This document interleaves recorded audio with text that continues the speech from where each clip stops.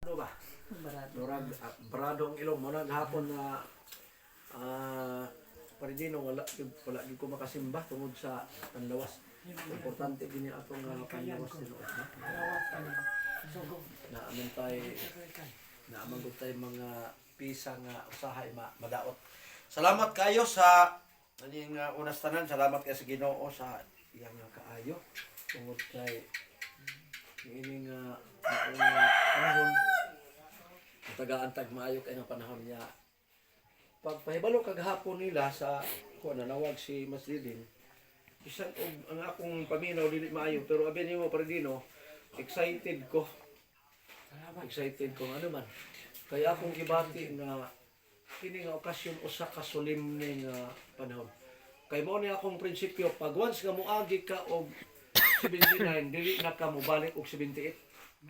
Unang ako pod pag 59 ako ingon ako sa kong mga anak kinahanglan nga naamo kay mag 59 ko di na ko mobalik og 58 sa sunod tuig. Ang sunod ini nahuman naman kog 59 moabot kog 60 mo lang akong gihandom nahigisgot kaganihan nga baka-baka gyud ilang Sister Milani nindot gyud tinuod nga naagi kay baka pero ako baka sakali lang karong ako ikasasinta Ako batak.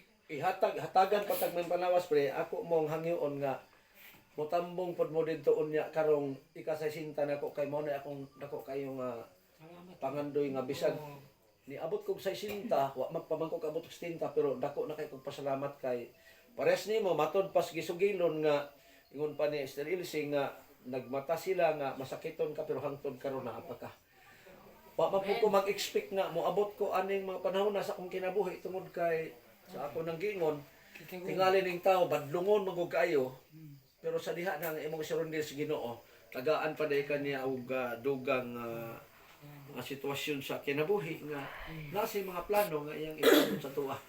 Munang kanang akong 60 dako na kay pasalamat kay akong gi-compare kang Ezekias 15 ka tuig ang dimension sa Ginoo. Pero sa kuha, na-analyze na po nako, Paridino, nga dili lang kay 15 kay niabot naman kog 59 o niya 32 anyos ko, abi na kog didto na gyud ko mabugtas. Kay wala himat yon naman gyud pug atong panahon na.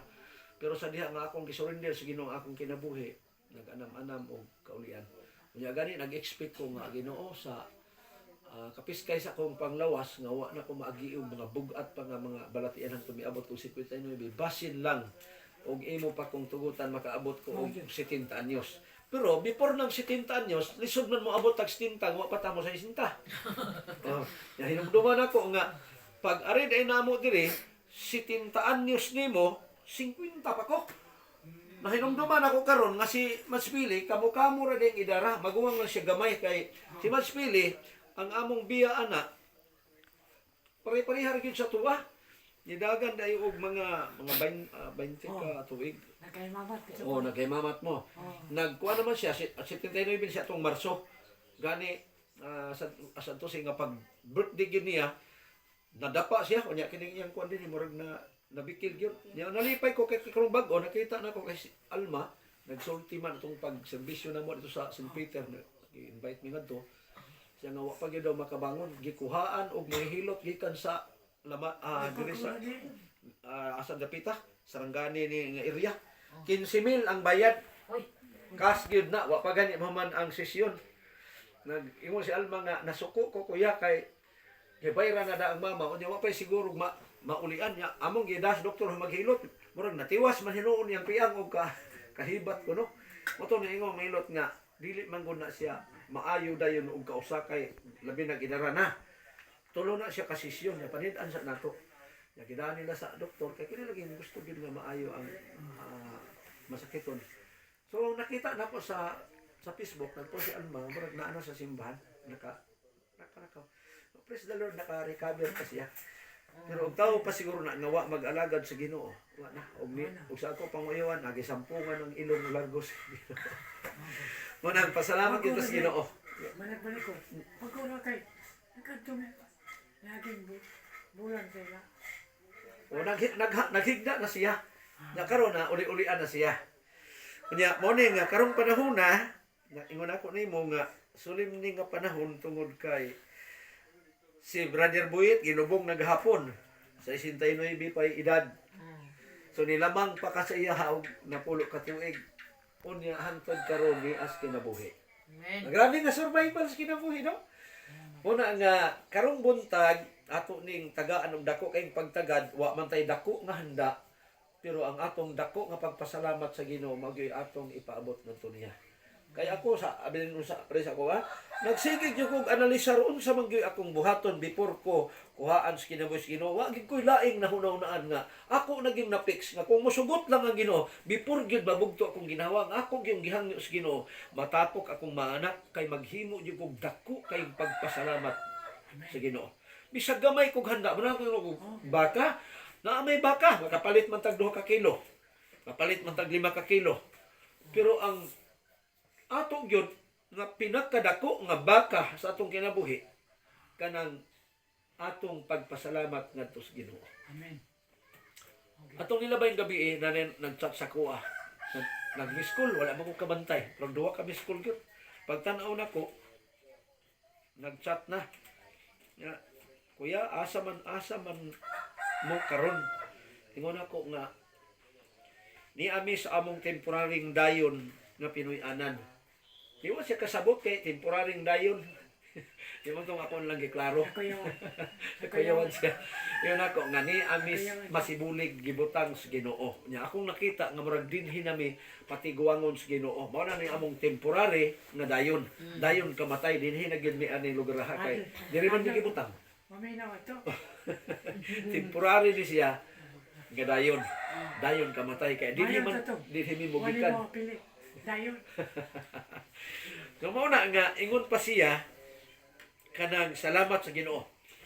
Pwede ba kuya nga kanang madali-dali ba kanako og imbitar kong pananglitan? Ingko basta maayo kog lawas og unsa man ang okasyon, ayaw lang ng networking kay daghan nang nanawag sa kuha makauban pa nako nga nasa buhat. Manawag kay dalon ko sa networking. Dili gyud ko nimo madala diha. Nga naman ay kung kauban nga niadto sa buhat nga sige panawag kay iapil ko sa networking, wala gyud ko interest. Pero buhat man gani nas Ginoo. Kana nga networking mo na akong apilan. Ingon pa niya, na ay namatay kuya, unya, naghando mi, nga ikaw magwali diri. Di man pag-appreciate ka o galingon, pero maugyo niya yung gisulti. Insya, malipay manggod ang mga tao diri kung ikaw magwali, kay murag maingganyo gyud sila. Kay pagkamatay ni Papa, diri man ka, ang mga tao diri sa palibot, maugyod na ilang mga feedback. Ko please the Lord, yan sa Ginoo, dili na ako. Kung kinahanglan man, samtang na pa ko kinabuhi mo serbisyo ko, siya ni ay namatay ko ya, grade 5, ani. Pwede bang bata? Yan ko nang mag-analyze ko sa mga tao nga tag-as nag-edad, murag ako may kisi-kisi nga magpasalamat ka sa Ginoo kay 12 anyos pa 15 anyos patay na. Nya ikaw buhi pa. Ako to pero wala ako kagapon si Buit ginubong sa 69 pa patay na. Kunya ikaw hapit na ka mo tsinta, di ka makahimo pagpasalamat sa Ginoo kay wa kay handa, wa kay makaon. Ang pagpasalamat mo yung pinakadako, pinaka-importante. Nitanaw ko sa Facebook. Gani, gichat na ko ang makaigsuunan dito sa Mati na nasay na namo. Apelidog Kadayuna. Niadto lang yung milabayng simana. Katalunan, Pequeño. Ang nabilin nilang anak, isa ka buok, gamay pa in taon. Unya ang magtiayon, patay gyud silang duha. Wa pa itang 30 anyos.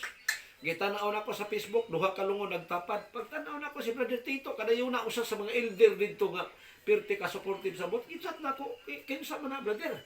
Siya pag umangkon ako, anak sa akong magulang. Bantog na nakita na akong nay Kadayuna, imo gyud ning parente pag umangkon gyud ako ni kuya.